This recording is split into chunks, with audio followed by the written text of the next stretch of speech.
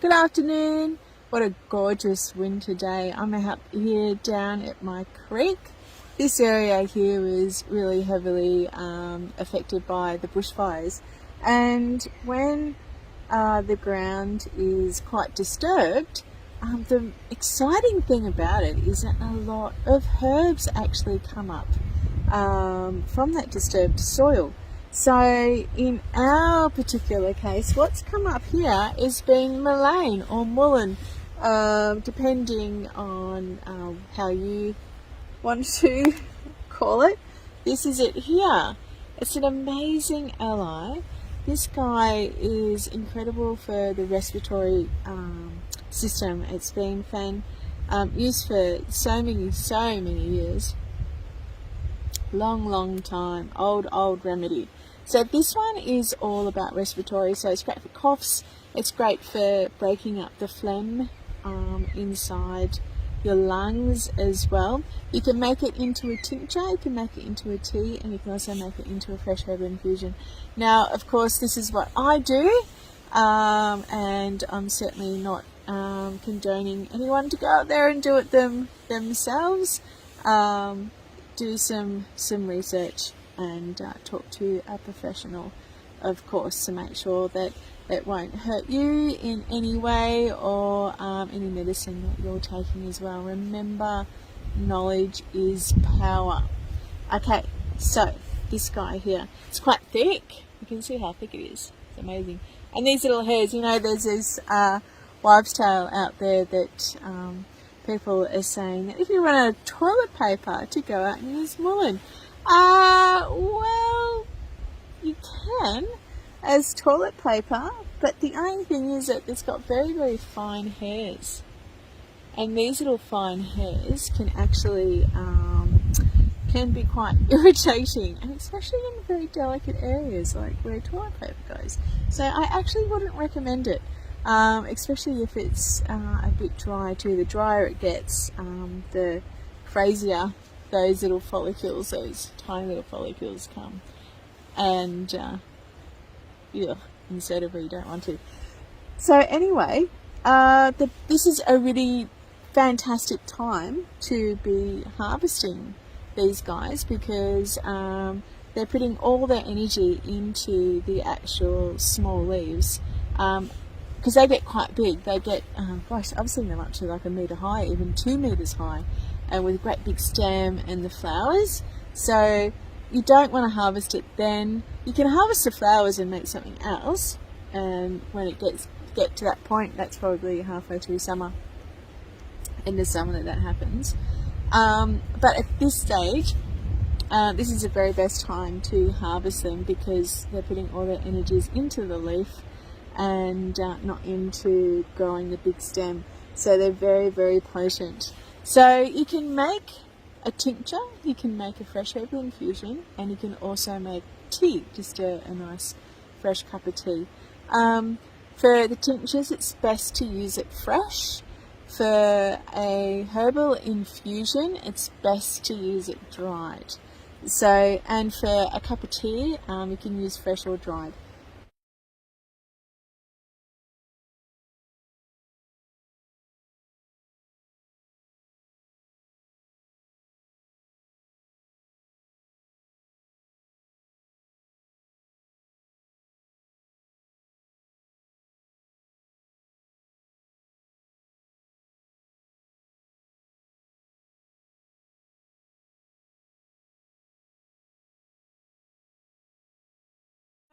I'm out here in the front of my lab, and so I'm going to dry some of these leaves for the fresh herbal infusion, because it's best, Mullein is best done in a fresh herbal infusion with the dried leaves. So there's 2 ways you can dry. You can do outside, air dry, or you can do like in a humidifier, where you get a bucket with a lid on it, and you put a little, like a dehydrator in there later on.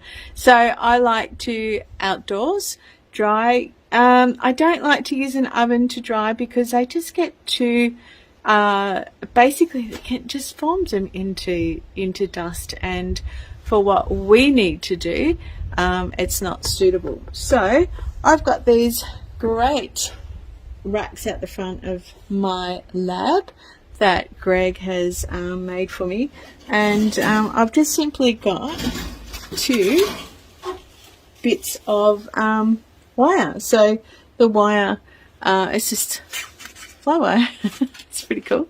So, and all you do is just lay them out like so, and then I'll put the fly wire on top and something heavy on there too, so it doesn't blow away. There we go, all done. So the rocks are there just to keep it down. And with this sort of method too, you can keep layering.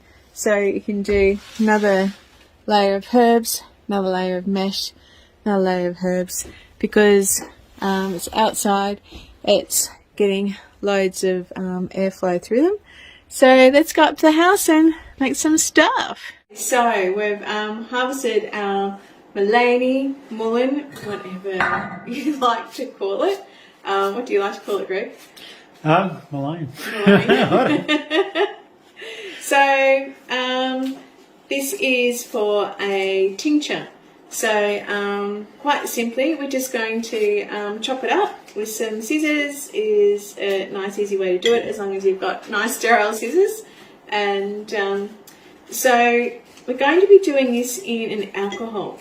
Now the alcohol that we're going to be using is vodka, and it's 100 proof. So what 100 proof actually means is that it's 50% water and 50% alcohol, and that's so you can consume it without hurting yourself. And we need the water to break down the water soluble components to Mullein.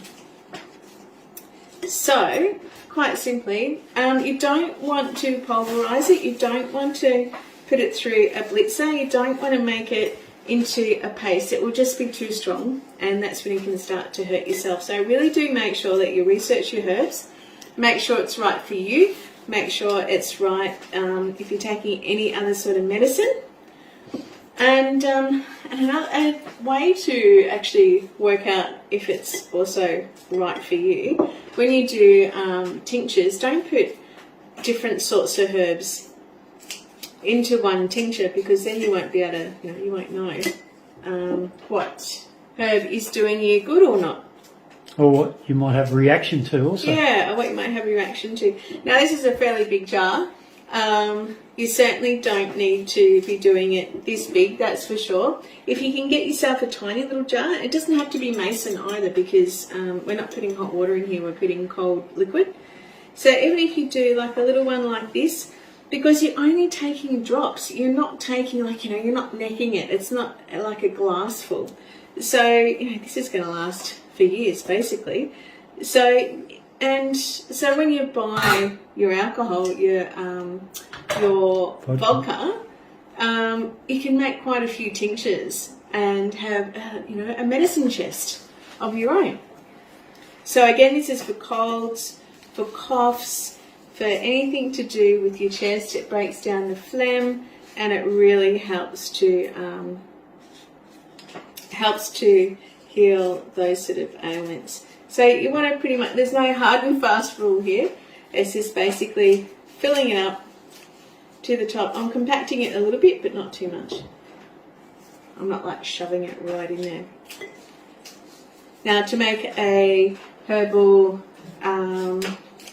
infusion with water, you got to use the dry herbs, but the thing is, you can that's like a food, because you're just basically pouring boiling hot water in.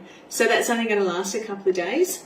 Or you can make yourself a cup of tea, which is something for right now, and then your tincture is something that you have in your medicine cabinet for, it could be in the middle of summer that you might need it, because this will take 8 weeks to make. So it's just a good one to have in your cupboard. So there we go. Now, so it's what, 8 weeks before you can consume it? Yeah, 8 weeks before you can consume it. So you just simply pour over the vodka. Now, I've taken it out of the bottle. I don't want to do any vodka advertising. I'm not sure if you get in trouble for that. If you do any alcohol advertising. No idea. No idea. Better be safe than sorry. Okay, so one thing really, do make sure that you get that liquid all the way up to the top so there's no oxidization. There we go. That's pretty full. So we're going to let that sit. So you cover all the leaves. Yep, all the leaves are covered and it's all the way up to the top. I mean, you can even overflow it a little bit. So we're going to, after 6 weeks, I'm going to strain it. 6 or 8? 8 weeks. Well, between 6 to 8 weeks, Okay. yeah. So 8 weeks. 8 weeks is a good number. We're going to strain it. You can get a muslin cloth. You can really squeeze everything out.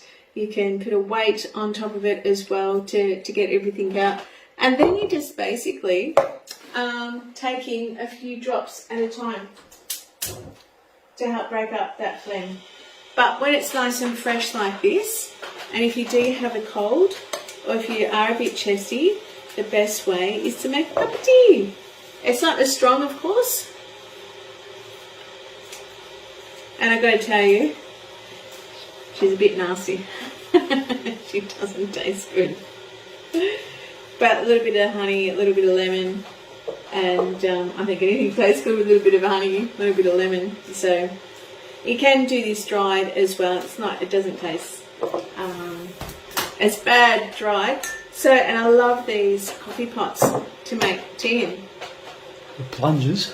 Plungers, yeah, the coffee plungers. I really quite like them. So, there we go. Make sure it's nice boiling water. Filtered, this is filtered rainwater too, which is beautiful. Caught in our stainless steel tank. Now, when I make tinctures for my skincare, I don't use alcohol. I don't use an alcohol base for my tinctures. I use apple cider vinegar, glycerine and water. And those 3 ingredients draw out the components that I need. So this is a very old way to do it, and it does take a little bit of time, but the alcohol is a fantastic preservative, so you're not going to hurt yourself with bacteria. So there you go, that's the tea, that's the tincture. We've got herbs drying, we've got some Mullein drying at the moment to make our infusion. Until then, thanks for watching.